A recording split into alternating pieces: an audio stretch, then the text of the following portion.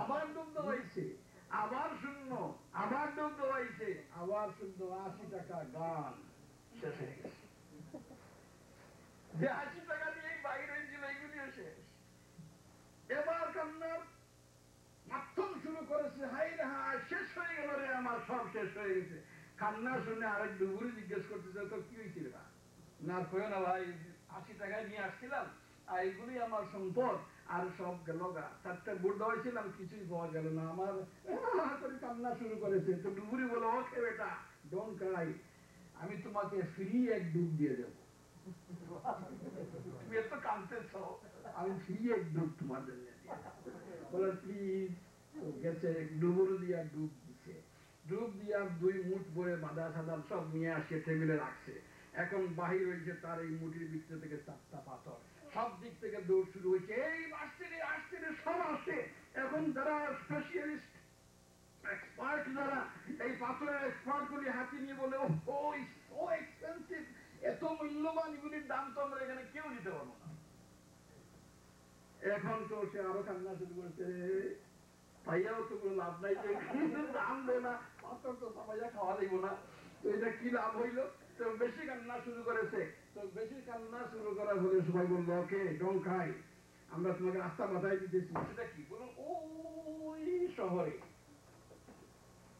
ওই নামের এক মহাজন সাহেব আছে, বড় ধনী, উনি ছাড়া এই পাথরের দাম আর কেউ দিতে পারবে না, তুমি তার কাছে যাও। তো এড্রেস ঠিকানা সব নিয়ে, নাম দাম নিয়ে, সে ওই পাথর নিয়েও তার কাছে গিয়ে হাজির হয়েছে। খুঁজতে খুঁজতে খুঁজতে গিয়ে পাইছে, গিয়ে দেখে তার ওই আগের মাজন, ওই আগের মাজনটা, সে জানে না তো এত বড় ধনী লোক এই ব্যক্তি। ওদেরকে বলছে, কিরে তুই আবার? হুজুর আর ফের না, এই পাথরগুলি বিক্রির জন্য আমি আসছি। দেখি দেখি দেখি হাতে নিয়ে করে, সুবহানাল্লাহ, তুই এগুলি পাইলে ওইগুলির দাম কে দিবে তোরে? এই পাথরের দাম তোকে কে দিবে? আইসিস কি বলে, সব ইতিহাস সে বললো। হ্যাঁ বলো, হ্যাঁ ঠিক আছে, ওরা আমাকে রেফার করেছে, এটা ঠিকই, আমি ছাড়া এটার দাম কেউ দিতে পারবে না, আমিও তোকে পুরা দাম দিতে পারবো না, তবে এক সুযোগ আমি করে দেবো। আমার একটা বিরাট গোডাউন আছে, গোডাউন পর্যন্ত বাংলাদেশ গোডাউন, আর এখানে কি ওয়ার হাউস, বিরাট ওয়ার হাউস আছে আমার, সোনা রূপা মণি মুক্তা দিয়ে জিনিস বানানো। তোমাকে পুলিশ সহ দরজার সামনে নিয়ে সানরাইজ হবে, করে ঢুকাইয়া দেওয়া হবে, আর সারা দিন তোমাকে টাইম দেওয়া হবে। তুমি ওই ঘরের ভিতর থেকে টানিয়া টানিয়ে শুধু বাহিরে আনবে, সূর্যাস্ত পর্যন্ত তুমি বাহির করবে, আর পুলিশ এগুলি সব পাহারা দেবে, বাহির করে নিয়ে আসবে। তুমি যার যেটাই তুমি বাহির করবে সেটা মালিক তুমি। সূর্য উদয় হবে, তোমাকে ভিতরে ঢুকিয়ে দেওয়া হবে, টানিয়ে টানিয়ে বাহির করবে, সূর্যাস্ত হবে, বন্ধ করে দেওয়া হবে। যতটুকু তুমি বাহির করে নিয়ে আসছো ততগুলির মালিক হবে তুমি, আর এই পাথরের মালিক হবো আমি। এগ্রিমেন্ট লেখা হলো, ঠিক আছে। পুলিশ টুলিশ নিয়ে দরজা খুলে সূর্য উদয়ের সাথে সাথে তাকে ঘরে ঢুকাই দেওয়া, সে ঢুকেই তার প্রায় ডুব হয়ে গেছে। এই সমস্ত কি বাবা, এর তো দেখি সোনা দিয়ে পালন বানানো, ওই মুক্তা দিয়ে চেয়ার বানানো, এই সমস্ত যত সামনে যায় থেকে আরো বেশি মূল্যবান, যত সামনে যায় দেখে আরো বেশি মূল্যবান। কোনটা বাইর করবে চয়েস করতে করতে করতে করতে সারাদিন শেষ হয়ে গেছে। মাগরিবের সময় যায় পুলিশরা, এখন সে বলে আমি কিছুই বাইর করলাম না এখনো। তুই কি করলি? বলে আমি কোনটা নেবো এই চয়েস করতে করতে তো সন্ধ্যা হয়ে গেছে। পুলিশ বলে আর নম্বর বাইরে না, আসতে চায় না। পুলিশের টান নিয়ে বাইর করে, বাইর করার সময় হাত দিয়ে এমনি পাল্লা মারিয়ে ধরছে একটা, ওটা হলো একটা রূপার থুর, ওইটা নিয়ে বাইরে সারাদিন এটা বাইরে, ওইটা নিয়ে মাজনের সামনে হাজির। কে বাবা কি করেছিস তুমি? এইটাই বাইরে, মানে কতটার বুকা, সারাটা দিন তুই কি করলে?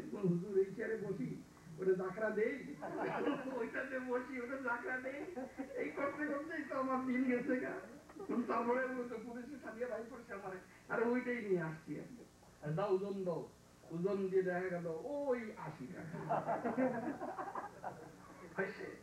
এটার নাম হলো তকদির। বলে যে নাম কি তাকদীর। ও কাদরি খাইরিহি ওয়া শাররিহি মিনাল্লাহি তাআলা। কদর তাকদীর, যদি ধনী হওয়ার থাকে তো ধনী হয়েই যাবেন, আর গরিব হওয়ার থাকে গরিব হয়েই যাবেন। সুতরাং দুনিয়ার মানুষ দল খামানোর জন্য, ধনী হওয়ার জন্য, সুনামের জন্য নিজের গুনার কাজটা করবে কেন? না যাই রাস্তায় তুমি যাবে কেন? তকদিরে যখন তোমার বিশ্বাস, ধনী যদি হওয়ার হয় তো ধনী হয়েই যাবা, গরিব যদি হওয়ার হয় তো গরিব হয়েই যাবা। সুতরাং মুমিন তো হলো ওই ব্যক্তি, বল কাদরি খাইরিহি ওয়া শাররিহি মিনাল্লাহি তাআলা। তকদিরের উপরে বিশ্বাস করা লাগবে। আর এটাও বিশ্বাস করতে হবে যে আল্লাহ পাক পরওয়ারদিগার আলম যার জন্য যেটা রেখেছেন সেটাই আপনি পাবেন। নাকি না বানানো কথাগুলি মনে রাখবেন। এই যে তকদিরের উপরে বিশ্বাস আপনার আছে, গুনার কাজে আপনি যাবেন কেন? না হারাম পথে আপনি যাবেন কেন? যেখানে আপনি তকদিরকে বিশ্বাস করেন। তো তকদিরের মাঝে আছে শিরকে জলি আর শিরকে খফি। আপনার গোপন শিরকগুলি যে রিজেক্ট যে নেওয়ালা হলো, যেটা বলেন আর নমাজের জোহরের নামাজে, আসরের নামাজে যদি আমি নামাজ পড়ি তো চাকরি ফায়া, নাকি চাকরি ফায়া যদি হই তো খাবো কি করে, গোরের বা দিব কি করে, রেন্ট দিব কি করে? আর এটাও ঠিক, আপনাকে কাজ করা লাগবে, রেন্ট দিতে হলে টাকা লাগবে, মার্কেট থেকে খাদ্য কিনে আনতে হলে, কিন্তু আপনাকে কাজ করা লাগবে জায়েজ পথে, নাজায়েজ পথে নয়। যে চাকরিতে গেলে নামাজ পড়লে নামাজ পড়ার কারণে চাকরি ফায়ার হয়ে যায়, আপনি ওই চাকরিকে ফায়ার করেন আর আল্লাহকে বলুন যে আল্লাহ তোমাকে ডাকতে গেলে আমার চাকরি ফায়ার হয়ে যায়। আর তুমি হলে রিজেকের মালিক। তুমি কি রিজেকের মালিক? তুমি যাকে চাও বাদশা বানাও, যাকে চাও ফকির করো। আল্লাহ তোমার কারণে আমি এই চাকরিকে ফায়ার করে দিলাম।